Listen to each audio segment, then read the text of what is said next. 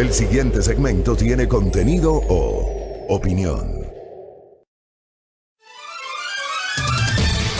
Muy bien, 6:25 en la mañana. Gracias por los saludos, gracias por la sintonía. Ya estamos con nuestro programa de noticias a través de nuestros diversos canales de difusión, nuestras frecuencias de señal abierta en Pichincha, Esmeraldas y Manabí, nuestra transmisión en simultáneo para Santo Domingo de los Áchilas a través de Majestad Televisión, nuestro canal, así como también el canal 3 en el sistema TVNet. Estamos en www.radiomajestad.com, estamos en el Facebook, en el Face, Conéctese a través de Facebook Live, a través de las fanpages de La Primera Hora y de Majestad FM. Saludos cordiales, buen inicio de semana para todos. Actualicemos alguna información, justamente dimos lectura a varios temas que evidentemente matizan la preocupación de los ecuatorianos. Empecemos por el del coronavirus. El último comunicado emitido anoche por parte del Ministerio de Salud, esto fue cerca de las 21 horas cuando se emitió este comunicado, da cuenta de lo siguiente: este domingo 8 de marzo se confirmó un caso más de COVID-19 en el país. El nuevo paciente tiene síntomas leves, pertenece al círculo cercano de la primera contagiada y se hallaba dentro del respectivo cerco epidemiológico. Con ellos son 15 personas en el Ecuador con esta enfermedad. Adicionalmente, otra de las personas que dio positivo para COVID en días anteriores y que tuvo contacto directo con el primer caso fue trasladada desde su domicilio hasta un hospital. Su estado de salud es estable. Y respecto del ciudadano paraguayo que estuvo en el Ecuador y es portador de COVID-19, caso que fue confirmado por el gobierno de Paraguay, se determinó que su contagio tendría, eso dice el comunicado, tendría vinculación con la adulta mayor que corresponde al caso primario.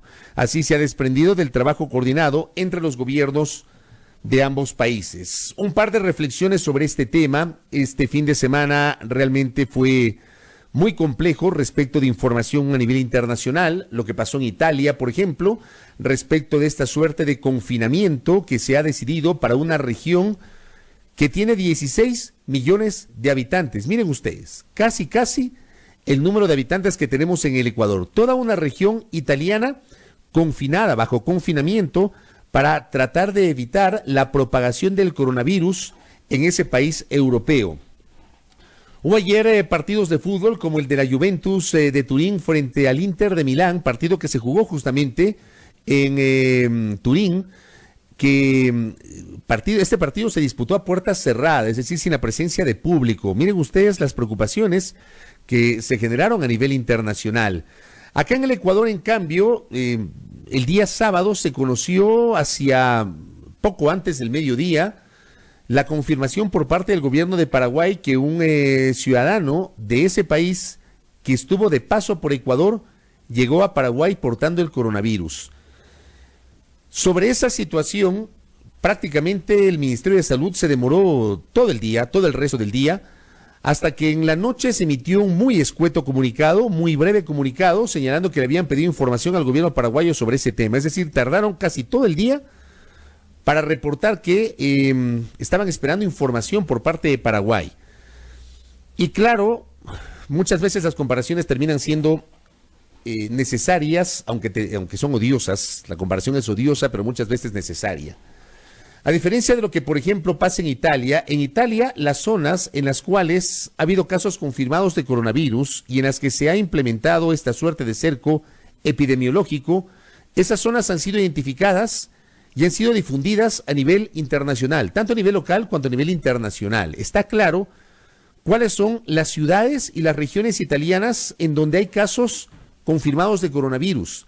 En el caso del Ecuador, esa información se sigue manejando con hermetismo. Las autoridades tendrán sus razones. Creo que hay una diferencia entre difundir información personal de un paciente, lo cual es totalmente cuestionable.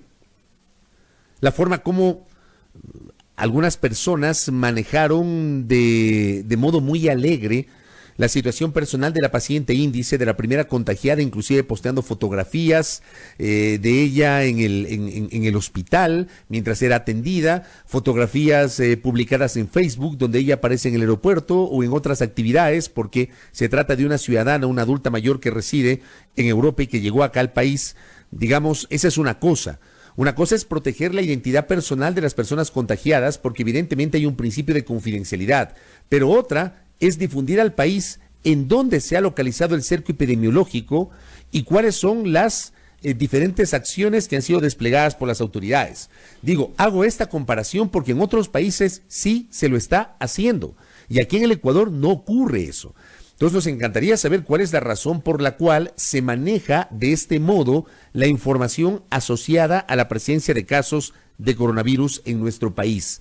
Claro, ya tenemos 15 casos confirmados, de esos 15, una paciente en estado de gravedad, en estado crítico, que es la paciente índice, y ayer de los otros 14 que han sido diagnosticados con una situación leve de COVID-19, hay un caso que tenía aislamiento domiciliario y que ha sido trasladada esta persona hasta una casa de salud. Me parece a mí que evidentemente se requiere mucha más información sin que eso signifique alarmar a los ciudadanos, pero creo yo que tenemos derecho a conocer con mayor profundidad determinados detalles de lo que está pasando en el Ecuador. Insisto, no la información personal, pero sí, por ejemplo, los sectores en los cuales o las ciudades en las cuales ha sido localizado este tema. Ahora, claro, el gobierno sigue manejando esta información en el sentido de que se trata de casos, todos los casos tienen que ver con la paciente índice, lo cual también evidentemente puede generar tranquilidad en el sentido de que efectivamente el cerco epidemiológico está funcionando, no se trata de un virus comunitario que ya se encuentra allí pues diseminado en todo el país, sino básicamente en este grupo humano circunscrito a la paciente índice. Pero necesitamos más información, de verdad. Cada intervención pública de la ministra de Salud, Catalina Andramuño, tiene que servir para generar mayores detalles, mayor información, mucha transparencia sobre este tema, porque claro, y estoy totalmente de acuerdo con aquello, el país debe circunscribirse a la información oficial. Aquí no cabe generar otro tipo de información que no sea la información oficial por la naturaleza de este tema. No cabe la primicia, no cabe la exclusiva, debemos regirnos desde los medios de comunicación a la información de carácter oficial. Así que mucho ojo con aquello. Y aquí también hacer una crítica constructiva y un llamado de atención, porque claro, yo posteaba el último fin de semana en mi cuenta Twitter que la llegada del coronavirus al país parece que ha desatado otra suerte de virus, y es la presencia de algunos influencers, entre comillas, que han empezado, y en ese grupo se encuentran colegas periodistas, talentos de pantalla, gente que hace radio, actores, actrices, qué sé yo. Resulta que utilizan y se llaman influencers porque evidentemente tienen una muy importante presencia en las redes sociales, con un importante además número de seguidores, pero han empezado a promocionar productos, algunos naturales y otros no, que supuestamente sirven para desarrollar o para fortalecer el sistema inmunológico. Este tema es cuestionable, créanme, es muy cuestionable, porque en casos como el que estamos enfrentando, realmente los ciudadanos no precisamos de que nos recomienden que tomemos determinado producto natural o importado, lo que sea, para poder incrementar nuestro sistema inmunológico. Este caso en particular, este tema en particular, requiere que los ecuatorianos tengamos claro que al primer síntoma hay que ir al médico, para empezar. Cero automedicación, cero compra de productos de venta libre por la naturaleza de lo que está ocurriendo. Y sí me parece totalmente deleznable que, hasta irresponsable inclusive, desde la condición de personas que evidentemente tienen un nivel importante de credibilidad, tienen un nivel interesante de aceptación. Claro, muchos de ustedes nos escuchan, nos ven, nos leen porque nos creen. Y asumen que lo que nosotros decimos debe ser la verdad o debe ser lo que es más cercano a la realidad. Tenemos una gravísima responsabilidad, quienes evidentemente estamos en los medios y quienes tenemos una presencia importante en las redes sociales. Aquí no cabe estar promocionando cualquier cosa, estos productos naturales, de venta libre. Hay una valoración o hay una explicación respecto de la parte, digamos, de la composición química de esos productos para asegurar el incremento del sistema inmunológico. Por Dios, seamos un poco más responsables y de pedir a los ciudadanos que se circunscriban primero en la información oficial y que al primer síntoma inmediatamente vayan a los médicos. No se automediquen, de esto hemos abundado y vamos a seguir insistiendo evidentemente. Hay que ir al médico. Al primer síntoma de algún tema respiratorio, de un tema de gripe, de fiebre, de tos, de dolor de garganta, de dolores musculares, las articulaciones, este malestar que muchas veces tenemos nosotros, que nos duele el cuerpo, que nos duelen las piernas, que nos duele la cabeza, que queremos solamente estar acostados, que nos mareamos. Al primer síntoma de esto, por favor, amigos, amigas, vayan al médico, acudamos al médico, perdamos esa costumbre de automedicarnos. Es una situación muy compleja la que está viviendo el país a nivel planetario. Mucho ojo con eso. No vayan a la farmacia. El dependiente de la farmacia no es médico. El dependiente de la farmacia muchas veces receta alguna o dice que tal pastilla es buena porque seguramente conoce algo del principio activo de la pastilla, pero no es un médico la persona que atiende en la farmacia.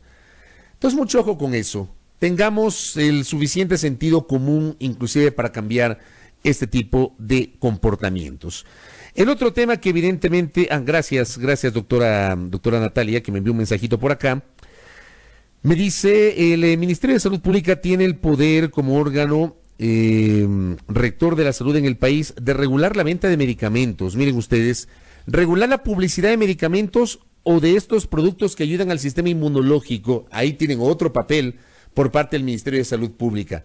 Yo insisto, en las redes sociales nosotros podemos decir lo que queramos, porque evidentemente no están reguladas. Aquí hay un tema de responsabilidad de quienes tenemos esta posibilidad de acercarnos a ustedes, a nuestros seguidores, a través del Twitter, del Facebook o del Instagram.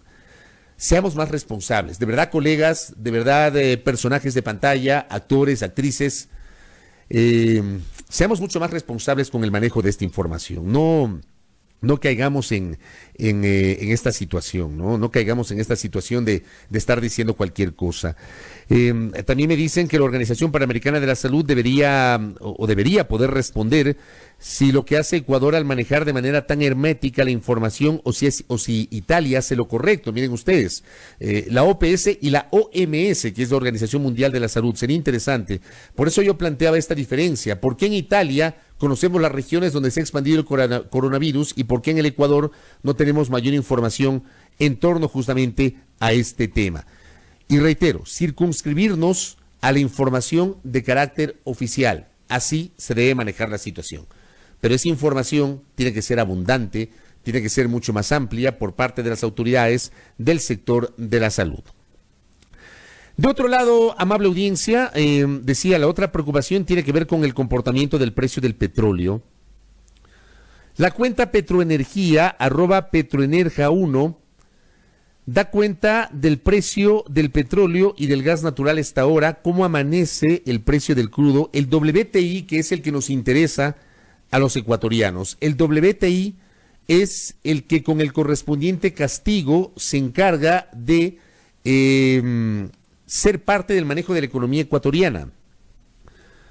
$31.88 es el precio con el que amanece el mercado del crudo internacional a través del WTI. En la nota de BBC Mundo, y también trae a colación la cuenta de Petroenergía, el Brent, que no es el que se encarga de manejar o el que toma en cuenta los temas del crudo ecuatoriano, a $35.51. En cualquier caso, los precios del barril de petróleo son mucho más bajos del precio presupuestado para este año en la proforma presupuestaria que no fue aprobada por la Asamblea Nacional y que entró en vigencia por segundo año consecutivo por el Ministerio de la Ley, conforme señala la Constitución de la República. Aquí podría haber una situación complicada porque, y esto vamos a procurar generar corriente de opinión a lo largo de esta semana, tenemos una reducción del precio del petróleo que implicaría además que el Estado ecuatoriano va a recibir menos recursos por la venta de crudo, menos recursos por esta sobreproducción que hay a nivel mundial, fruto de la situación de divergencia política entre potencias internacionales, así como también el nerviosismo que se ha generado a nivel planetario por la presencia del coronavirus, que todavía no ha sido declarada pandemia por parte de la Organización Mundial de la Salud. Pero hay estas preocupaciones. Hoy el precio del crudo está más de $20 por debajo del que se había presupuestado para este año por parte del Frente Económico del gobierno del presidente Lenín Moreno. Sumen ustedes esta suerte de incertidumbre respecto de la continuidad del acuerdo entre el Ecuador y el Fondo Monetario Internacional, tomando en cuenta que en la última revisión generada por los emisarios del FMI que llegaron acá al Ecuador, no hubo pues satisfacción en torno a la información generada por el Estado ecuatoriano y se ha anunciado que el desembolso comprometido para este mes de marzo finalmente no se va a concretar. Miren ustedes, no tendremos desembolso comprometido por el Fondo Monetario Internacional y tenemos una situación compleja con el precio del barril de petróleo, que no es un precio que el Estado ecuatoriano lo puede controlar. Compleja la situación, realmente muy compleja, y habrá que ver las explicaciones que nos puedan dar las autoridades del Frente Económico encabezadas por el ministro de Economía y Finanzas, Richard Martínez. Porque no es un tema menor. Hay mucho nerviosismo en el país, muchísimo nerviosismo en el país sobre la situación económica, y aquí evidentemente hay la necesidad de hacer un llamado de atención. Algunos analistas económicos el fin de semana, que inicialmente habían apoyado el manejo de la política económica del presidente Moreno a partir de la designación de Richard Martínez como ministro de Economía y Finanzas, varios de esos analistas hoy ya muestran su preocupación. Hay dirigentes empresariales que igualmente ratifican su preocupación sobre el presente y futuro de la economía. Creo yo que es menester, amable audiencia, amables oyentes y televidentes, decir a las autoridades, decir al país en su conjunto, que es hora de empezar a mirar los temas realmente urgentes o importantes. Importantes. Porque se ha priorizado aquí en el Ecuador lo urgente por sobre lo importante. Lo urgente para algunos, lo que denominaron en su momento la cirugía mayor contra la corrupción, que yo estoy convencido ha tenido una serie de bemoles. Que mucho de lo que se ha manejado en el discurso no se ha traducido en la praxis, justamente por una suerte de doble moral o contradicciones provocados por los mismos actores de la clase política y de la clase dirigente de este país, de la clase gobernante de este país. Lo realmente importante, amable audiencia, es el manejo de la economía, porque al final del día, amigos y amigas, uno no come con la política, ni come con los escándalos mediáticos, ni come con los juicios penales en la Corte Nacional de Justicia. Uno come con comida. La comida se compra con dinero. El dinero se lo consigue trabajando. El trabajo se lo consigue dinamizando la economía. Y hoy tenemos una espiral a través de la cual cientos, miles de ecuatorianos no tienen trabajo. Las cifras de desempleo y de pobreza, lejos de convalecer, han desmejorado en los últimos tiempos. Gente que ha sido despedida en el último año y medio y que no consigue trabajo. Yo conozco una serie de casos, un montón de casos, de personas que lamentablemente no consiguen trabajo. Gente que además de haber sido despedida no recibe su correspondiente liquidación. Y el argumento es, no hay plata. No hay plata para pagar. Si una persona no tiene trabajo, si un ecuatoriano no tiene trabajo, deja de cotizar a la seguridad social. Si no tiene trabajo, no puede pagar sus obligaciones, como por ejemplo un préstamo hipotecario. Si no tiene trabajo, no tiene plata, y si no tiene plata, no podrá comprar. Si no podrá comprar, habrá una recesión en el sector comercial, y si el sector comercial no vende, el sector industrial no produce. Si el sector industrial no produce, seguramente deberá prescindir de sus trabajadores porque lo que recibe como ingresos no le alcanza para cubrir el costo de operación. Todo esto es un efecto en cascada, es un efecto en cadena, que me da la impresión no todo el mundo tiene claro. Y no basta con decir hay que reducir el aparato del Estado. No sé hasta qué punto eso ha ocurrido de verdad y en serio. Porque no sabemos si ha habido gente que ha sido despedida para reducir el aparato del Estado o ha sido despedida para ser reemplazada por otras personas en el mismo puesto, e incluso con otro tipo de salarios. No hay plata para determinadas cosas, pero sí hay recursos para otras que pueden esperar, como el famoso circo del Ministerio de Inclusión Económica y Social, que es un tema que hay que cuestionarlo, porque sin duda hay prioridades.